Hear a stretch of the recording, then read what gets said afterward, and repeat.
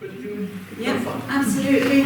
So good evening everybody. I'm here representing Hodmedods Hedgehog Support. So has anybody heard the word Hodmedod before? Yes. Oh, that's a big answer. A lot of people answering. What do you think it means? Is it the Norfolk word for hedgehog? It is. It's an East Anglian word, and in Suffolk it tends to be snails, in Norfolk it tends to be hedgehogs, but there's obviously some overlap. A lot of people up here still say it's for snails, but of course what do they have in common? It's the curly-whirly shape. So Hodmedods was set up about 7 years ago by a lady who ran her own little rescue. People were bringing hedgehogs to her. She was doing her best to look after them, but it is quite time consuming. It is a labour of love if you're looking after them, and you've got to change the bedding, keep them fed and watered, you've got to weigh them usually daily, you've got to keep checking poo samples to see whether they've got any nasties inside. All these things, it takes a lot of time. And she found she didn't have time for the fundraising to pay for the medications that she needed to get from the vets. So she thought, right, what I'll do is I will set up a fundraising side. So we do go out and we do stalls, we do plant sales, and I do the talks as well. So that's how Hodmedods came into being. And we're here to support all the small rescues across Norfolk. And if anybody knows of somebody who's caring for hedgehogs regularly, do get them to get in touch with us, because we do help them by loaning out equipment, for example. A couple of times a year we'll do a food shipment to everybody. We can do amazing things. Vets can actually pin a broken leg now, but that does cost a lot of money, so we'll help with vet bills as well. And we also run a helpline. So tonight I'm going to be talking about hedgehogs in general. I'm going to be talking about the things that you can do to make a difference in your garden, to invite the hedgehogs in, make it nice and welcoming. And I hear from my inside source that quite a few of you do have hedgehogs and you do have lovely gardens around here. So what I'm not going to do is talk about what goes on in rescues other than what I've already said. But as I say, about 15 of them dotted across Norfolk, and they come into being and they gradually find that they grow and grow like topsy, and they need a bit more help, and then every now and then one of them will have to say, my health's not good enough.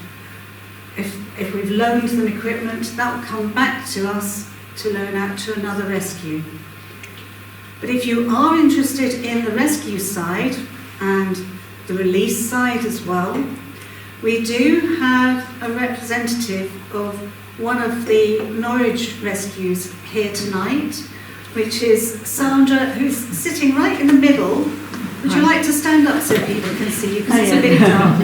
Hello. Whereabouts are you based?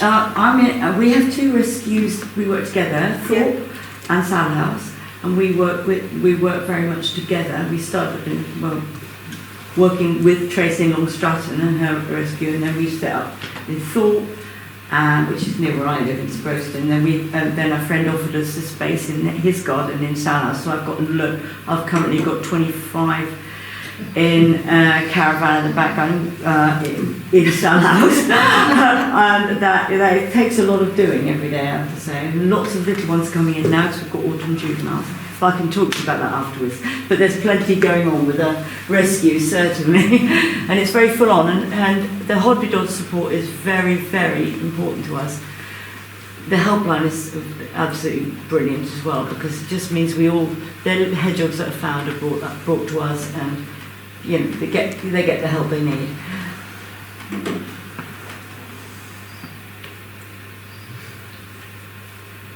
Why is my thing not responding?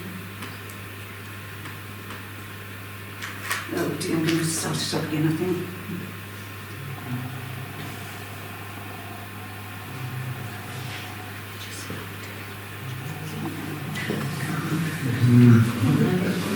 I'm sure you do. Here we go. We do have my screensaver. Should not be coming up. Do you need the lights on?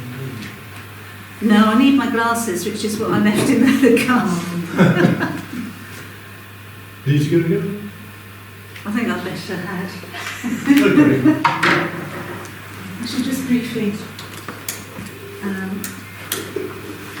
zoom out and get my specs. So here we've got a little hedgehog filmed in rescue, tucking into probably cat food, dog food. Anything that's got a high protein content will be good for your hedgehog. But we'll talk about that in a bit more detail later, because there are lots of questions and lots of misconceptions as well.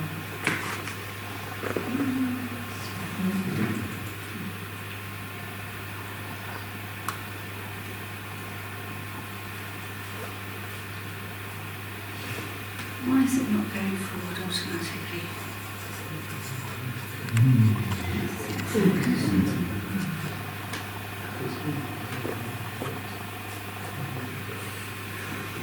So, we do pay a lot of attention to hedgehogs because they're not specialist eaters.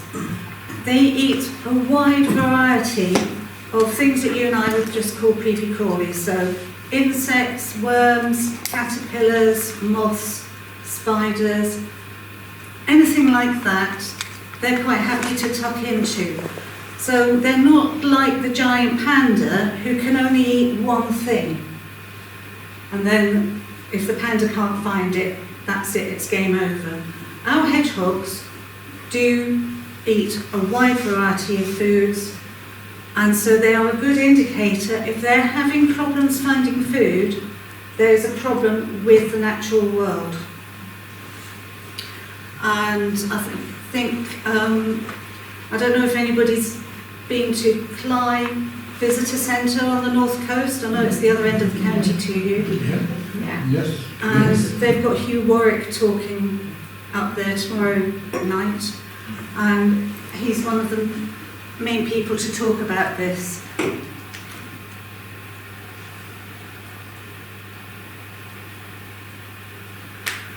So, we do have some basic facts to go through. One of the oldest mammals on Earth, 17 different species. Ours is the European hedgehog. So we do have the same hedgehog spreading across Europe, into Italy and into Scandinavia. So if they do die out here, you'd say, well, there are others overseas, but they're all experiencing the same problems. Our modern way of life does not suit them. So the name due to the foraging and the pig-like grunts, living on average 4 to 5 years in the wild, but in Denmark they had a research program going on that just collected wild hedgehogs that were found dead, and they could tell the age because it's a bit like tree rings. Every time they hibernate, their bones stop growing, and then when they wake up again, the bones start growing again. So it's like counting tree rings, but it's looking at the rings in their jawbones. And they did find one who had died naturally of old age, I imagine, because he was 16, they calculated, which is just amazing.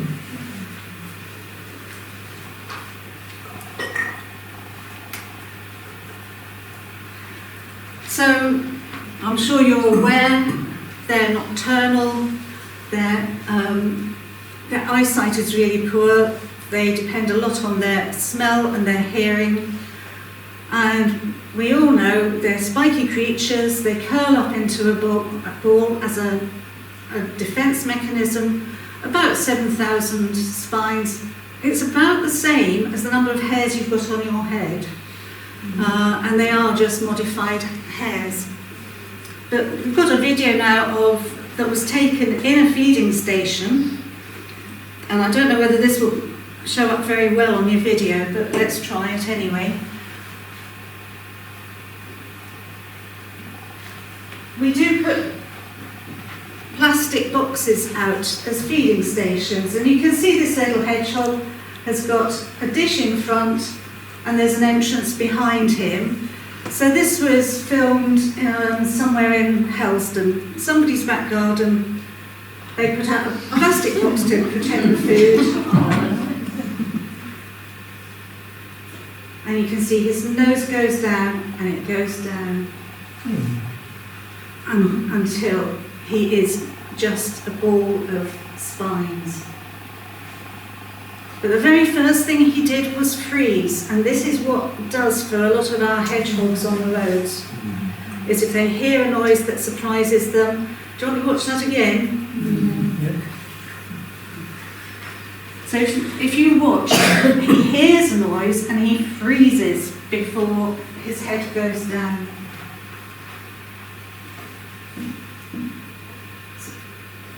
If he hadn't heard something, he'd still be eating.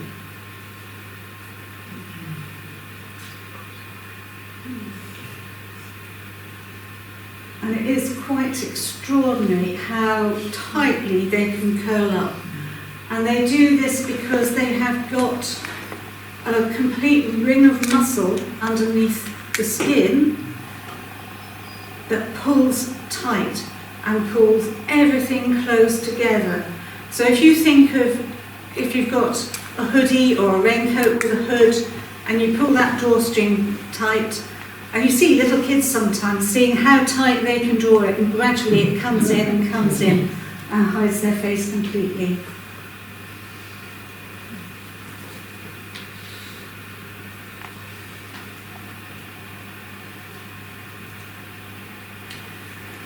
So the food does vary throughout the year. As I said, creepy crawlies, whatever's available. And they do hibernate in winter. People on all the Facebook pages that I follow are saying, I haven't seen my hedgehog for a couple of days, is it hibernating? No, it's too warm at the moment. But nobody knows for sure what triggers hibernation. Is it the lack of food? Is it the temperature? Is it the day length? Is it a combination? And as we get our warmer winters, a lot of them are waking up through the winter, so they might go off and go into hibernation for a couple of weeks and then wake up, and then they need food again. So we do say, if you're going to support feed them, please keep putting some food out throughout the winter, because if they do wake up, there won't be any natural food around for them and they'll depend on you. And the bottom right, we've got a couple of youngsters, our autumn juveniles. This time of year is quite tricky because it's been warm enough for them to carry on mating, mums to have their little litters, but then haven't got enough time to get big enough to survive hibernation. So I think, Sandra, how many juveniles have you got in at the moment? In the last week, I've had 6 brought into me, and other rescues all around are getting them all the time. I've been to the vets today to pick up one that was only 120 grams. Just a little tiny one. Only 2 days ago, somebody phoned me that disturbed a nest in the garden, and unfortunately, before I could get there, the mum had taken the tiny babies who were probably 3 days old off into the wood, hopefully, but they're still supporting her. She's coming into the garden. But they're all about, and this is a really tricky time for the hedgehog. Really, really tricky. Those little juveniles are going to die if they can't reach a certain weight, depending on the weather, depending on it all depends on the climate, how hot it is. There's very little food around, it gradually gets worse and worse. October becomes always a busy time in the rescues. People are coming, little ones are coming in all the time. for the sake of what you just said, you know, and it gets worse and worse. So yeah, just keep putting food out. That was what I'd say, definitely. Thank you.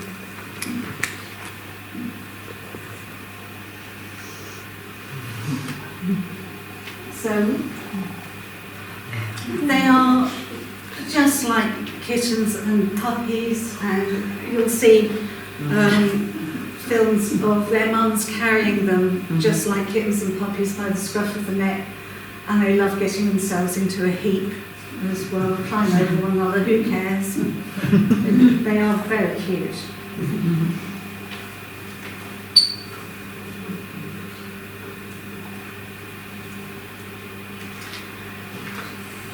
Hedgehog poo is very important, and if you've got a hedgehog visiting your garden, and I recently moved house and I was very pleased to spot some hedgehog poo in my garden, and last night I actually saw my hedgehog, my hedgehog, for the first time.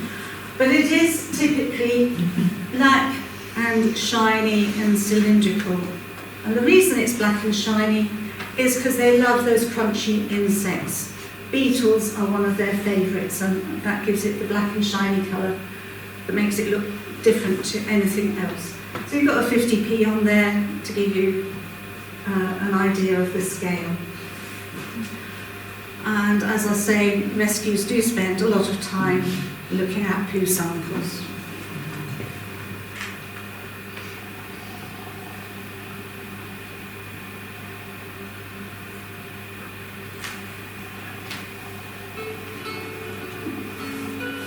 We do have a video here. I'll just mute the music because I don't think it's particularly helpful. I know.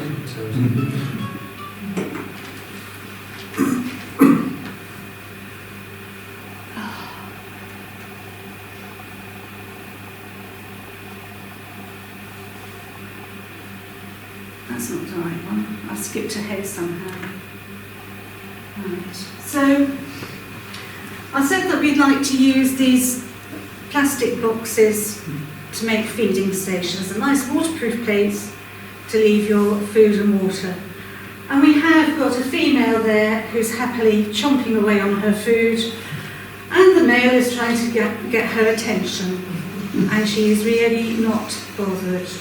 And again, this is one of the videos from our supporter in Helston, and he's going to keep circling round, and he goes on for a good couple of hours until finally she loses interest in the food. And I think now, have we got 3 of them? Because we've got one in the feeding station, one outside, and the female's a little bit smaller. So we've got 2 males circling her now, and she's still not interested. And this can go on for 2-3 hours until eventually she just gives up. So if you want to see the X-rated version, there is a video on the British Hedgehog Preservation Society website that talks all about hedgehog behaviours. And I will cut that one short because it doesn't quite go on for 2 or 3 hours, but it does go on quite well. So gestation is about a month, and we do have a video of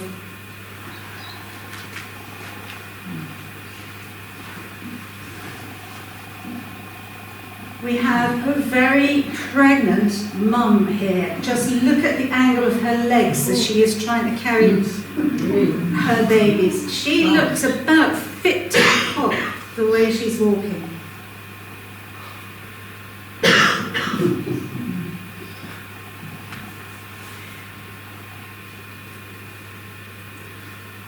And some lovely person has made a tunnel that goes under the fence to make it really easy for her to get through into next door's garden. And that's important. You don't want a hedgehog in a completely enclosed garden. They do need to walk a couple of kilometres a night looking for food. But here she is. Obviously, when she was a little bit slimmer, she would fit under that fence with no difficulty. But you can see she's taking a breather, thinking, oof, this is hard. This is hard. How do I do this? Because she's that much bigger. And of course, she can't go backwards. All those spines would just get caught on the fence and stop her going backwards. She's got to keep coming forward. So, yes, she's made it. Hopefully she'll be getting better soon.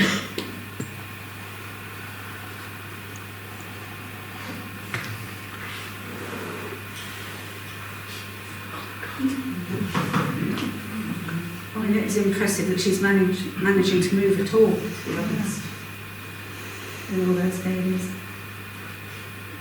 So she's definitely realised that tunnel is easier in that direction.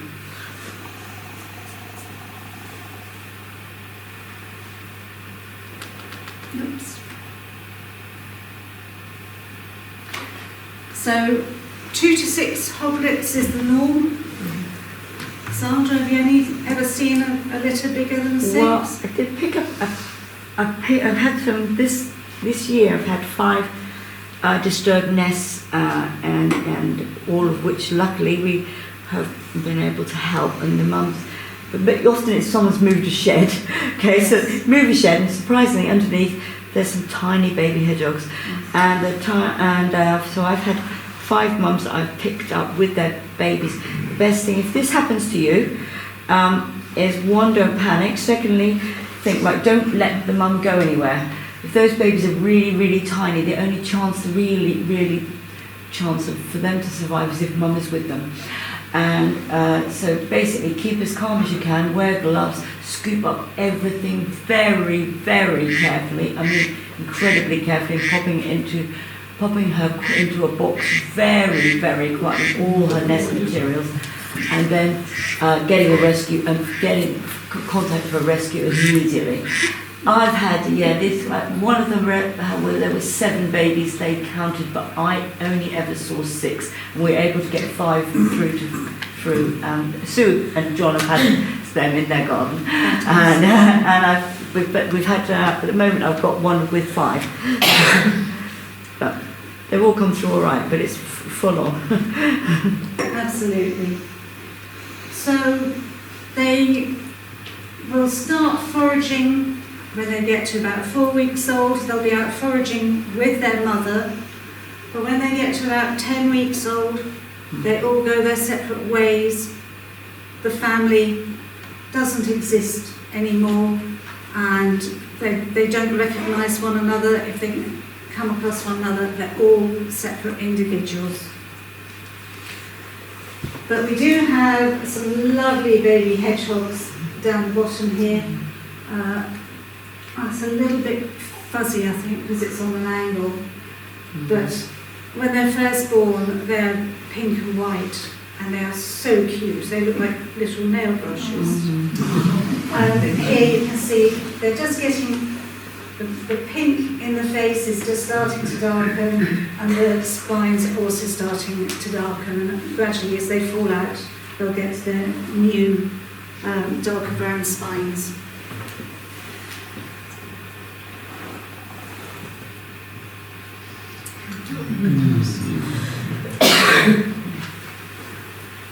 So we have got some really grim statistics here. 30 million estimated in the 1950s. When I was growing up, they were so common, seeing them splattered on the road was so common. But the estimate now is that we have in the UK fewer than 1 million at the moment. So we've got a statement here: urban populations have declined by 1/3 and rural by at least half. And you think that the rural should be doing better than the urban, but in fact we do like to look after our gardens. So in the urban areas, they're finding people's gardens make a good habitat for them. So the reason, loss of habitat and road deaths. And the habitats, you've got to look at all the farming that goes on and all the insecticide that gets sprayed that just kills off their food. So, you know, those big brown fields are just deserts for hedgehogs. So we've got the history here, priority conservation. They're officially listed as vulnerable to extinction. And in 2022 we had some research that showed that they really like coming into villages and village gardens and cottage gardens and the shrubby gardens that we tend to have in our traditional villages.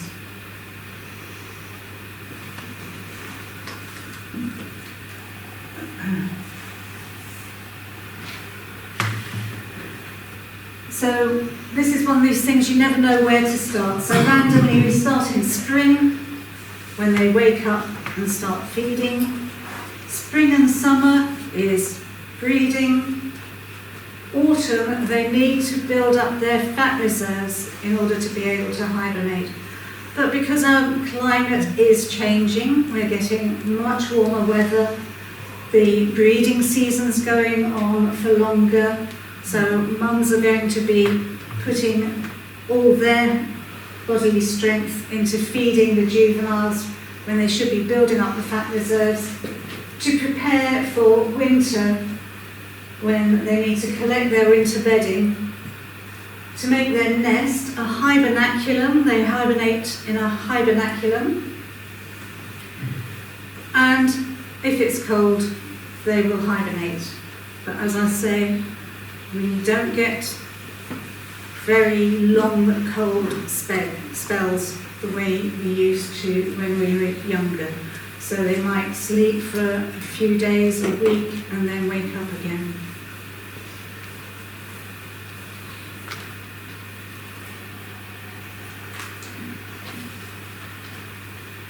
So I'm going to start talking now about things that you can do to help out in your garden, making your garden hedgehog friendly. This is really important. Make sure that your hedgehog can get in and out of your garden. Talk to your neighbours. Can you put a hole in that fence just there so that the hedgehog can link through to another garden? They do need to walk up to 2 kilometres per night to get enough food. And of course, if they have to keep coming from the back garden, out the front garden, into your neighbour's front garden, through to the back garden, and all these detours, they're going to be using up a lot of valuable energy. So link your gardens. It can be under a shrub so that nobody needs to see it. We've got a hole cut there that's somebody's made very neatly with a drill. Here we have got concrete gravel boards. You can buy them now precast with the Hedgehog Highway. And when I had to get my fences replaced, I did just that. I said 1 in every three, I want a little doorway into the neighbours' gardens. And the builders were cursing me because it ended up being a lot deeper than your normal gravel board, so they had to cut the bottom of the fences and remake the fence panel. But you can see that there. And councils are now starting to say that's got to be included in new build. There will always be people who don't want anything like that. They're worried about what it might let in. But the more we have out there, the better. So we've got a figure up there, 13 centimetres square is about the size of a CD case. And the majority of hedgehogs will fit happily through that.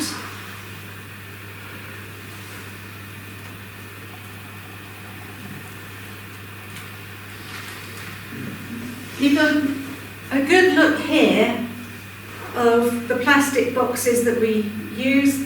They don't need to be very high. So you can pick one up for a £5. Not everybody uses them upside down like we do, but we find that's easy because you lift the top off, pick up the bottom sheet, or the plastic lid as it was, the base, and you can just tip that all into your rubbish bin. So it's a very easy way to keep clean, and they are such messy eaters. You'll see some videos and some pictures with the mess that they make eating their food. So that's a very simple, economical way, and I need to get one sorted out for my little hedgehog in case we get bad weather, which unfortunately so far. So things to feed: meaty dog and cat food, cat and kitten biscuits. So there's nothing wrong with the biscuits. The reason we say kitten biscuits is because it's smaller. It's easier for the hedgehogs to crunch. And you can buy specialist hedgehog food. Do be careful. There are some absolute rogues out there because there are some things that get added to so-called hedgehog food that never should be. But we recommend spikes and brambles. They're two very good names. Vale Wildlife Centre has also brought their own out, and they're like the national experts on hedgehogs. But when we grew up, what did we get told we should feed them? Bread and milk. Bread and milk, yeah, that's exactly what I was told. So, no milk, they are lactose intolerant, and you do not want hedgehog diarrhea over your garden. So avoid all dairy products. Avoid bread. Basically, that's a vegetable-based food, and they cannot digest vegetables. Fruit and veg, completely off their menu. Fish, ideas have changed about that now, so things like fishy flavoured cat food is absolutely fine. Some hedgehogs will love it, some will reject it because it's not part of their normal diet. But some people find that if they've got a hedgehog that won't eat in the rescue, if you give it some fishy cat food, the smell tempts them to eat. Pork and bacon products are salty. Mealworms, they are terrible. Everybody thinks they're so good for hedgehogs, and they're not. And we know that there's a lot online about the pet hedgehogs that are popular in the United States. It's called the African pygmy hedgehog, and they can eat them with no problems. So you'll see calci worms, mealworms are recommended, but they are absolutely devastating. They alter the chemical balance in the body so that calcium leaches out of their bones and they end up with brittle bones. So if we find one that's like that, then they have to be euthanised. And now we're getting on to more bird food stuff: peanuts, sunflower seeds and suet. Peanuts and sunflower seeds do have sharp edges, so they can get stuck in between teeth, get stuck in the palate to the roof of their mouth. And suet, of course, is just fat, and they need the protein rather than the fat.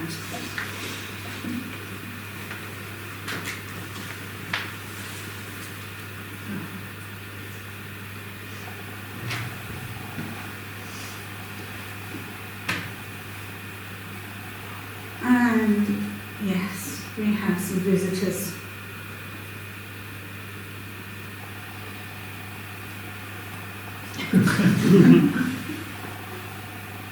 And you can actually see here how long their legs are. We always picture them sort of squatting down.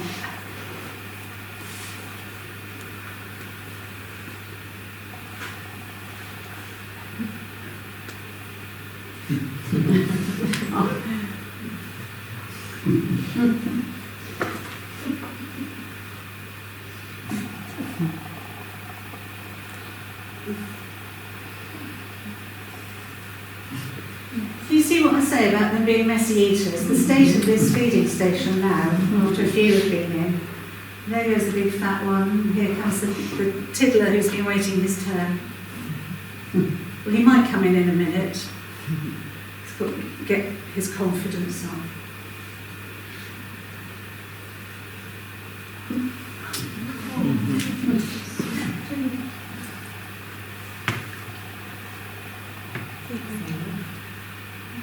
And yep, that's the first thing they do is put a paw in, pull it out of the dish.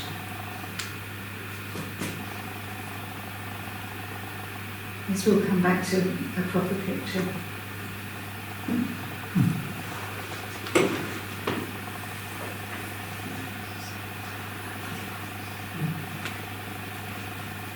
It's quite hard to realise that 10 years ago the technology for your wildlife cameras wasn't as good as it is now, when we can actually get colour pictures at night.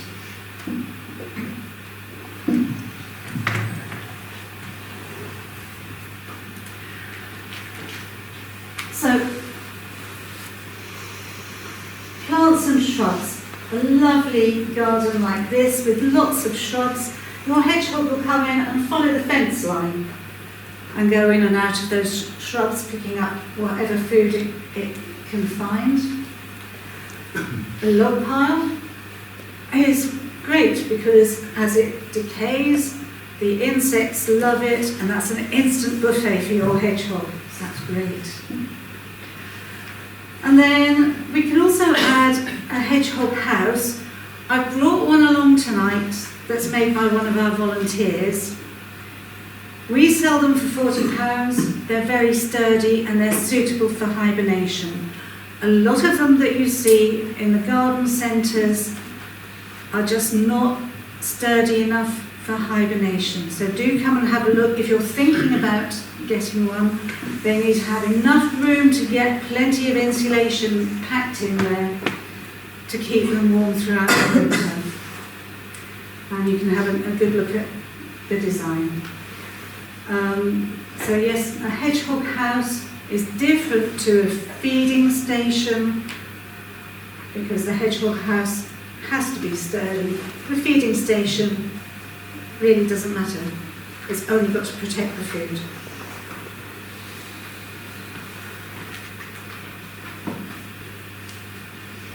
Oh, missed one.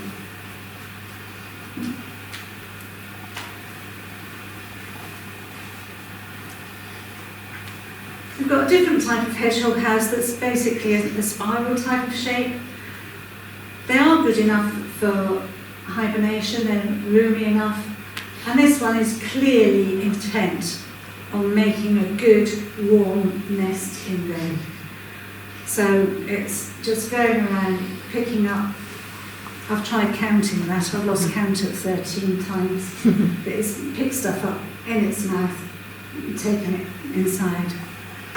And we recommend dust extracted barley straw, so you can get that from any pet store. And it doesn't matter how much you cram in, they will still want to push more in.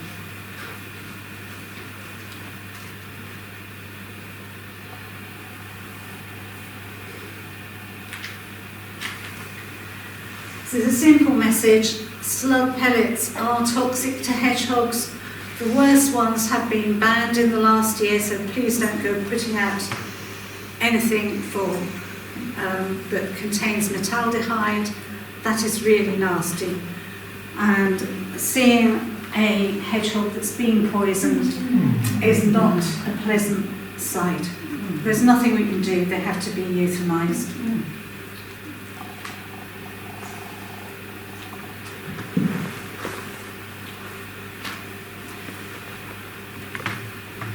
So we do have stories about people who, for some reason, the cover's got misplaced and a hedgehog has fallen down and got stuck.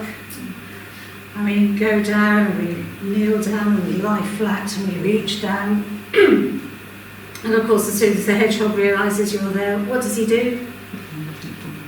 He curls up even tighter and goes down even further and gets even more stuck. But we get them out because we're like that, we persevere. So please keep your drains covered. And then if you've got a pond, I expect A few of you have got ponds in your garden. We like a pond for our wildlife. But do make sure that we've got a really steep ramp here. That is not a great picture because that really is very steep. It's like, climbing an almost sheer side. A hedgehog can do it. They've got really good little claws, they're good little climbers, but that's not ideal.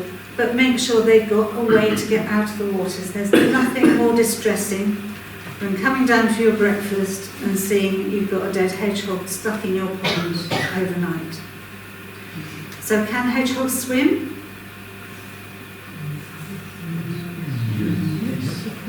Yes. But they're like you and me. They can't do it forever. So there will come a point when they do get exhausted.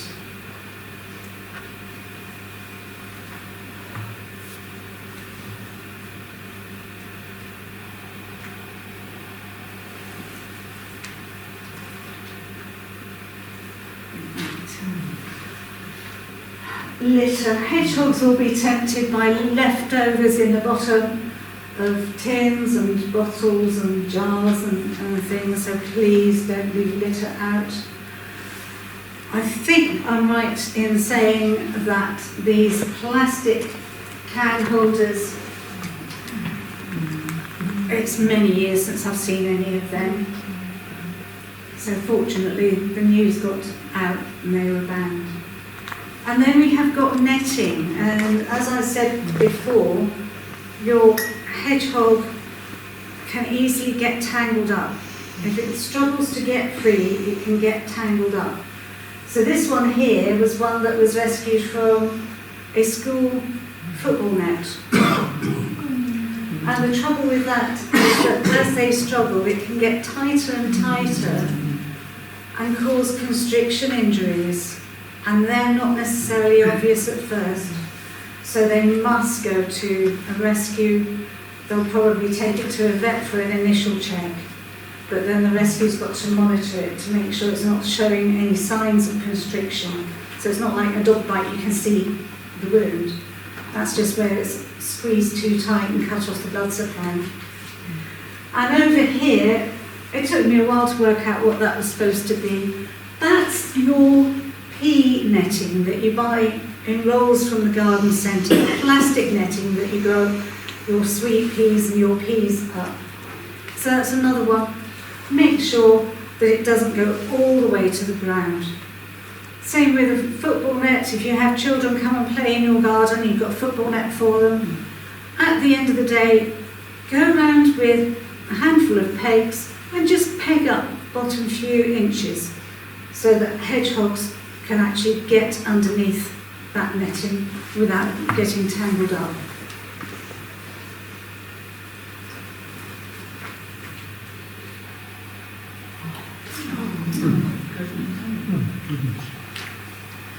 So I did say that they will go into anything and then they can't get out because their spines are pointing the wrong way. And think also about what I said, those spines are like modified hairs. So he's being gently pulled, but it's basically he's being pulled by his hair to pull him out of the jam jar. It does have a happy ending, so don't get too stressed.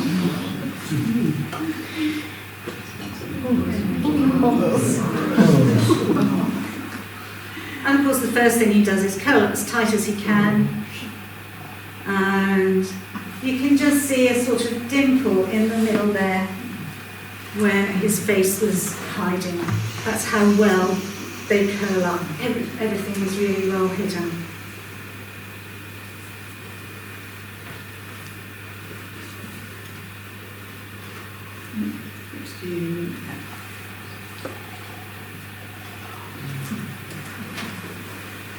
Strimming season around May is a terrible time. You do need, if you see any contractors, just go and ask them nicely. Please, can you check the long grass? When it's May and June time, they don't need a fancy nest of a heap of leaves, they can just doss down in the long grass, wherever it is, all that long grass that you've decided, right, it's time to cut it back. So please use the handle of a rake just to go through and check whether there is anything asleep in that long grass before you start trimming. And don't use the business end of a rake, please, because if that lands on a hedgehog, that can be quite nasty as well. Compost heaps.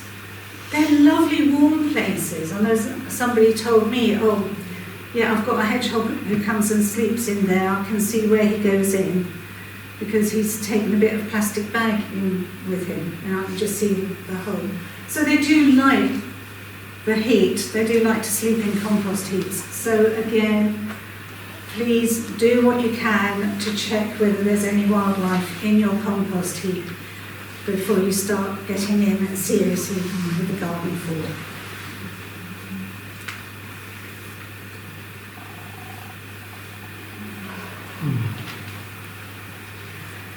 I think we're all familiar with this. We're going to be seeing Guy Fawkes Night again in a few weeks.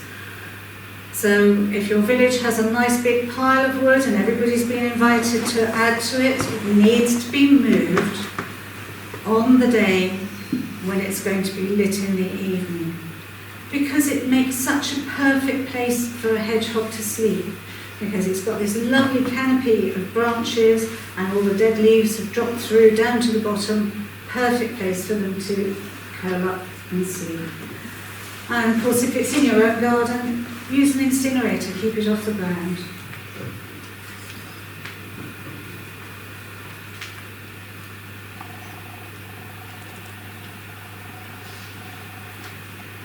So things that you can do to help, we've had a look at food and water, and your average hedgehog, all other things being equal, will be very happy to get a bit extra food, and especially during the summer, if you do nothing else, please put water out for the wildlife, whether it's the hedgehogs or the birds or whatever other animals like your garden. So please put water out. Food as well, cat food is absolutely fine. Rescue. It takes a while to make out what that says. It says hedgehogs do not sunbathe. If they're out in the daytime, there's something wrong. It hasn't found enough food, so it's still looking in the daytime. It might be poorly, you might see that it's actually a bit watery. It needs some help. So it doesn't do any harm just to get it to a rescue and get it checked out. So any seen during the day, they've usually got something wrong with them.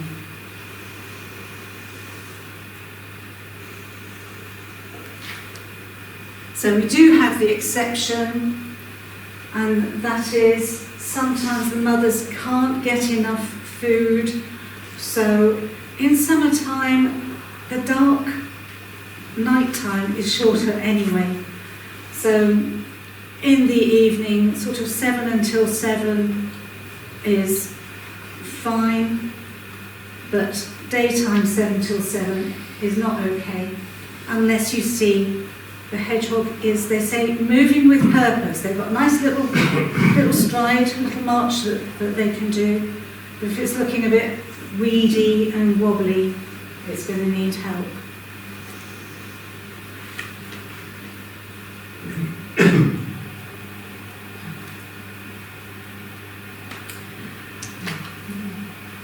Fly strike. Has anybody seen this on an animal?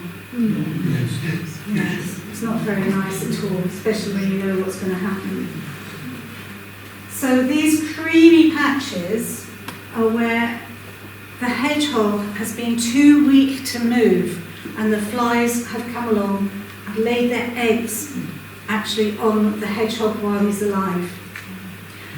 And unless somebody gets in there and gets rid of all those fly eggs, and it can take hours, they're going to hatch into maggots.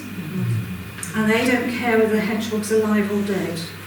So we have to get them off as quickly as possible. And if there's a lot, I'm sure Sandra's had experience of this, and you can do it for sort of 20 minutes, and then you have to give the hedgehog a rest because they're getting so stressed out. So that is a definite contact rescue straight away.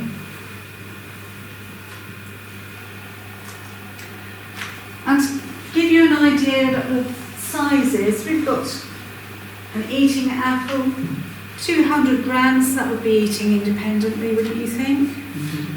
Sandra? Yes, definitely. And then we get a bit bigger. 600 grams we reckon is a good size for hibernating. And a lot of the autumn youngsters aren't going to get that big. And 1,000 kilos is lovely, you've got no worries about the head. So you've got Gallia melon on the end there.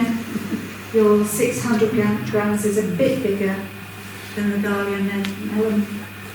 And anything over a kilo, we do get some that are 1.2 kilos. And they are fine as long as they can still curl up properly. We do occasionally see some fatties who have to come in and go on a diet because they can't curl up. So that gives you an idea of the size ranges. And the model hedgehogs that I've brought, the garden ornament and the one that's in the hedgehog house, they're about the right size for an adult that can hibernate.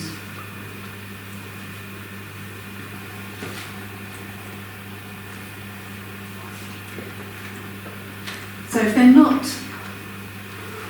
big enough to hibernate, they've got to go into a rescue to overwinter. So please, if you're going to rescue a hedgehog, please wear gloves or use a towel to pick it up. Put it in a high-sided box. They are good little climbers, and you've seen how long their legs are. You see them standing on tiptoes trying to get out of the box, and they are a lot better placed than you would think. High-sided box lined with newspaper, and get advice from a rescue. So I do have leaflets here. We do run a helpline that can put you in touch with your nearest rescue. So you're welcome to take some leaflets. I'll hand them out at the end anyway, so that you can find out who your nearest rescue is.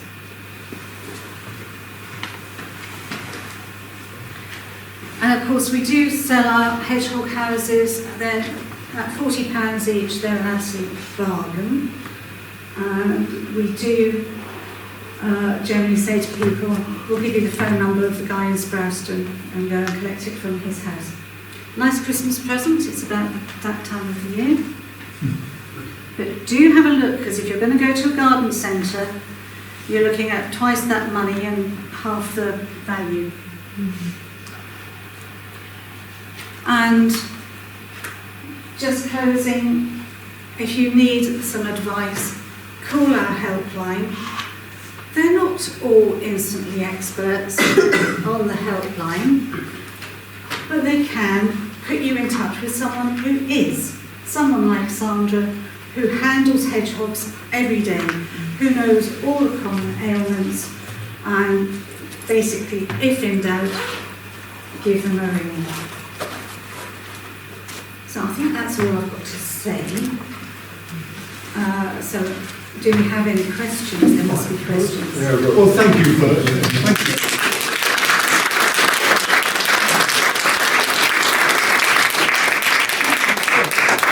That was an excellent talk, really interesting. Mike, so now any questions? Yeah.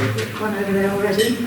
You said about sunflower seeds. I expect most of the people in here, the same as us, we feed birds sunflower seeds. But you didn't sound like you were too worried about them eating them as much as getting stuck in their throat. So if you use sunflower hearts, is it okay if they get some of those in their diet? So they aren't good because basically they're a plant and they can't digest them. No, They will just come straight through. But if they do get stuck in their palates and their teeth, they can cause infections, and then that weakens their immune system. Any parasites that they might have start rampaging through their system. yeah. But is there not a difference between actually giving them a whole sunflower seed than the kernel of the sunflower seed? Because I mean, we have hedgehogs in the garden, but we also feed the birds, and like I say, the sunflower seeds are a big part of that. So goldfinches particularly seem to take one and throw one on the floor. So should we stop feeding? We can't really stop feeding birds. But is there any difference between an actual sunflower seed in its shell and the sunflower heart? That was all I was asking. I can't imagine the sunflower heart would get stuck as easily as the shell.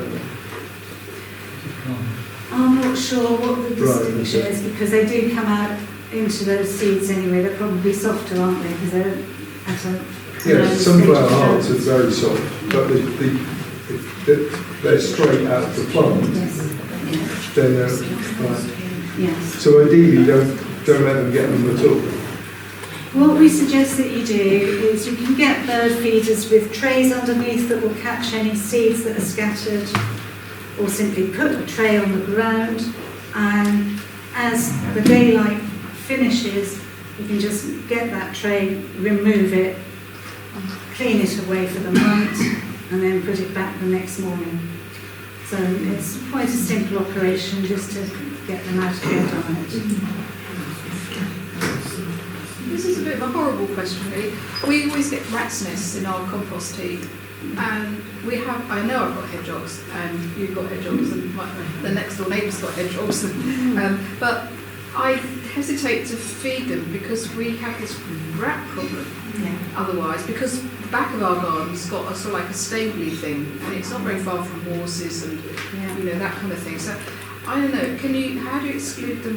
You can't really exclude rats from the feeding station, can you? Rat psychology is really interesting. So this has developed over time, and the latest theories that they have got is that rats don't like flaps at the entrances to the feeding stations. So if you get a plastic box and cut a hole for a door, just reattach that with a couple of cable ties or something like that, so it makes a flappy door. And the hedgehogs aren't bothered by that, but the rats will go, oh, I don't like this. The old recommendations were, find your rat run. It's called a rat run for a reason. Yeah. Rats like to go the same route all the time and just disrupt it. So put a plant pot in the way, and then a few days later move it, change it, put a different one out. So that's disrupting their behaviour. But this thing about a flappy door, either that sheet of solid plastic, or even cut up some waste plastic bags, and just it's not going to last very long, but just tape it to the outside. So you might have seen in the supermarkets the way they have these fridge doors with the overlapping plastic flaps that you can push through. So the hedgehogs don't mind that. Rats don't like it at all. Actually, I found that using a rag is fine, Yes. with a sort of brick on top or whatever, so it's there. But Excellent. it's not affected by their spines going in or coming out because they face the other way. Bit of lateral thinking there. Excellent tip. Thank you. Good right hedgehogs only. That works. Yeah, of course it does. No, it does. Yeah. I don't know if you saw that one on the slides, so Yeah. Hedgehog Cafe. On the same theme, how do you stop the local cats eating it? Yes. So again, people have got quite ingenious, and they will take some spare bricks and make an S-bend tunnel, or a right angle bend going into the entrance. And I've seen videos of some very determined cats who will just squeeze one leg in their head and then slowly everything else follows in. But it does deter the majority. That's Can I really... speak again? Sorry. Yes, I use a tray of water, and cats don't like walking, through water. And also, I just build up the sides because they can try to find their way around. So I just build up a little block of wood on the side. So it's all good for them to get in. But they don't like water, so they don't walk through water. No, because I find that. Another good tip. You're obviously our hedgehog hero. Yes, I know Yeah, definitely. He is definitely. I would say they both were very, very much for me. They've got really loads, and we've released loads of them. Been absolutely brilliant. 2 tonight, in fact. Brilliant. Yes. Yes. You didn't mention putting out water for them to drink. Do you need to do that? I did say food and water. Yeah. Because I said water for all wildlife. Yes. Everything that's out there needs water, and I'm not going to worry if a rat gets the water, to be honest. I'd rather have it there for the hedgehog, if that's the only thing you do. Yeah, also... Another question. We've got an ordinary, kind of picket fence with gaps in. Would they be able to squeeze through those gaps? You've got any old CDs? Just line one up and check. It might be a bit narrow. Yeah, I think it would be too. So it might be fine for the youngsters, but then you might lose them as they get older. Just chop the bottom of one of them and then that'll be fine. Can I ask another one? Go on then. Around where we live, they're putting in solar fields, Yep. which with a lot of the population's gone down, a lot of rattlesnake and a lucky dip. But if you read the RSPB, they sort of look upon, like you said earlier, about brown fields that are effectively deserts, not only for hedgehogs, but basically for anything. So there's a lot of benefits to the bird life, for barn owls with small mice and things like that living in. The only thing concerns me slightly is they put fences around these. And I would have thought they would be ideal for hedgehogs. They're basically, the main thing they want to keep out, vineyards do the same, but basically is to keep the deer out so you can see where they're coming from. But is anyone making any, putting forward suggestions that they have holes small enough for hedgehogs, for example, to get through? I haven't heard anything for commercial scenario, Yeah. but we do have a lot of councils now, when there is a new housing estate, insisting that hedgehog highways are included. And we're hoping to see that built into the legislation. So you've got a very good point there. So Sheep there are- netting can be 2 sizes, in the sense that it's small at the bottom and large at the top. You can put it either way up. And if you look at many estates, they put it the other way up. So there are large holes at the bottom. It stops the deer, but the rabbits can go through and other kind of things. That sounds a really nice solution. Did everybody hear that? Good, thank you. Yes. Yeah, I'm interested in hibernation. So you've got hedgehogs looking for somewhere to hibernate, and there isn't a hedgehog home. Could you kind of just go through what sort of habitats they're looking for to hibernate in naturally, and then how we could maybe cultivate that in our gardens, maybe with a hedgehog home, but also using some with natural materials, so like hay heaps and... Yes, and so moving house, I had a couple of trees chopped down because they were just nasty cypress. So I have left the logs there and left the branches curving over, so it gives them some shelter, but they do like to bring their own stuff in. So yes, make a little wigwam in the corner of a field, something like that. If you're using a leaf blower or using a rake, get a load of leaves in that area, because that is still their favourite nesting material. is the leaves, then they will just keep ramming them in. Thank you. Yes. Do they naturally prefer a hedge or a wood as a place to be if they had the choice? Well, a hedge is normally a boundary. Yeah. So what's on either of the side of the hedge is more important. So I would say that woodland is probably better for them because you have got the mulch developing. You see, you're more expert on things like this than I am. I might know about hedgehogs, but things like the way nature develops in the woodland, I would expect there to be plenty of bugs and beetles and wormy things that they can access, as well as the leaves, the leaf litter and the sticks. So hedges are not, we tend to manage them a bit too tidily, although I have noticed that a lot of farms now are leaving more of a wildlife corridor alongside the hedges. No, I was just thinking really about, if you're going to plan a release, Yes. would you do that in the wild with permission, say in a wood, or are you still favouring gardens? We like gardens as long as they can get out of them, because people naturally want to monitor them and they want to do some support feeding.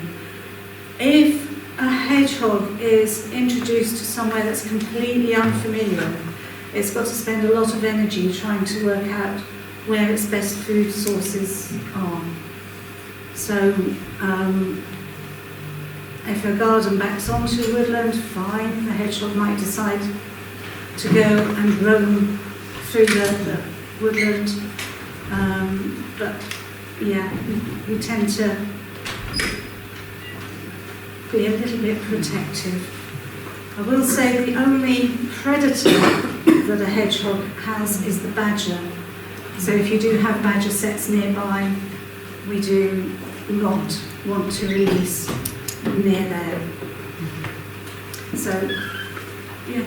No predators would work. What about competitive species? Well, that's the other theory about badgers, because they never seem to coexist. And badgers' main diet is earthworms, and that's something that's a large part of your hedgehog's diet as well. So they are direct competitors. Otherwise, there's not really a lot.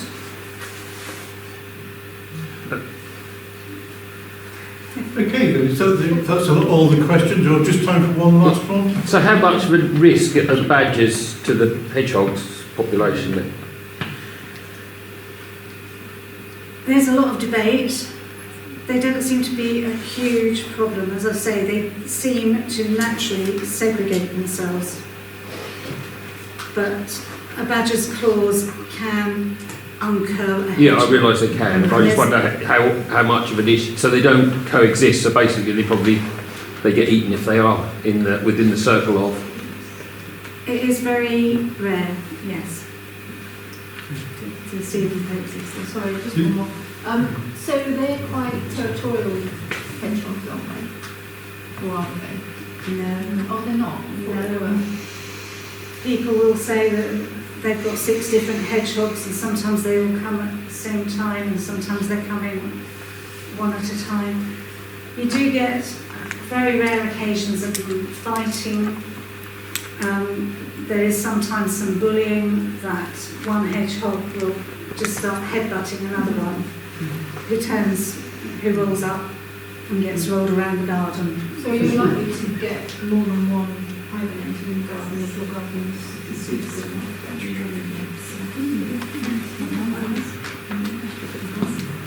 Right. So, I know you've got a long journey back, but you've got things to see here. We've got that, we've got leaflets. Yes, indeed. And presumably you'll take donations. Absolutely. We do have a donation box if you want to help us. So, excellent talk. urge you all to stay because we've got a lot of food out there to drink. Thank you. So thank you It's all, to... it's all proceeds all go to the Hodmedods. Oh, all inclusive. Oh, that's very fine, thank you. So yes, very good. And so, yeah, so we're going to have a applause for Julie.